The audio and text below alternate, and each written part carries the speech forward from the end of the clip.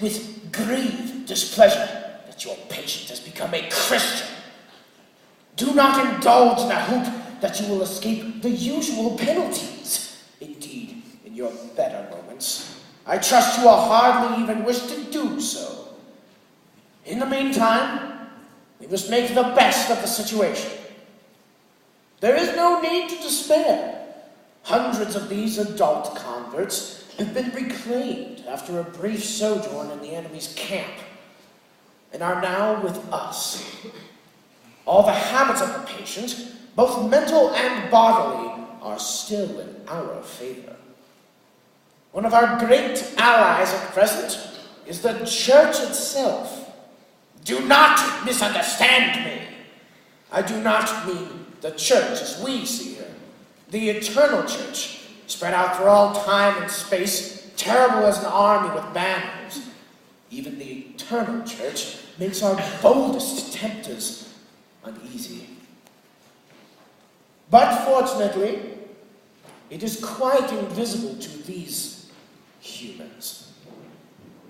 When he goes inside, he sees the local grocer with rather an oily expression on his face, bustling up to offer him one shiny little book containing a liturgy which neither of them understands, and one shabby little book containing corrupt texts of a number of religious lyrics, mostly bad and in very small print. When he gets to his pew, looks around him, he sees just that selection of his neighbors whom he has tried to avoid. You want to lean pretty heavily on those neighbors. Make his mind flit to and fro between an expression like the body of Christ and the actual faces on the next pew. It matters very little, of course, what kind of people the next pew really contains.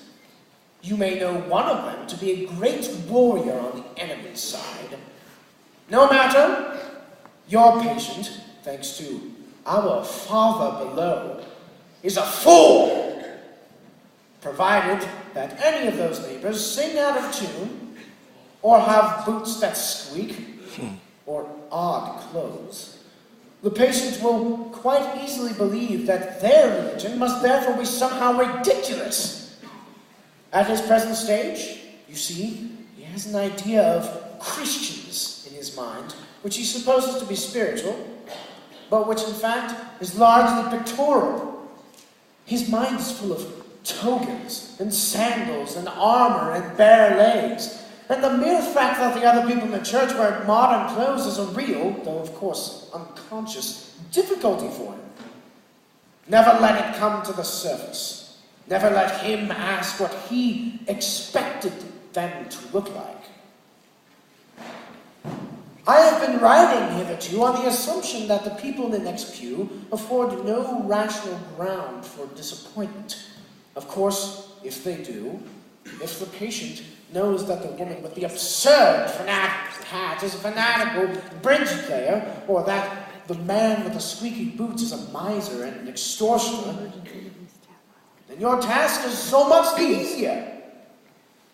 All you then have to do is keep out of his mind the question, if I, being what I am, can consider that I am in some sense a Christian, why should the different vices of those people in the next pew prove that their religion is mere hypocrisy and convention?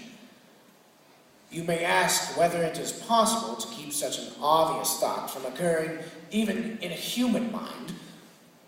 It is, Wormwood, it is. Handle him properly, and it simply won't come into his head.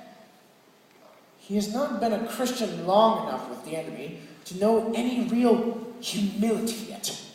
What he says, even on his knees, about his own sinfulness, is all parrot talk.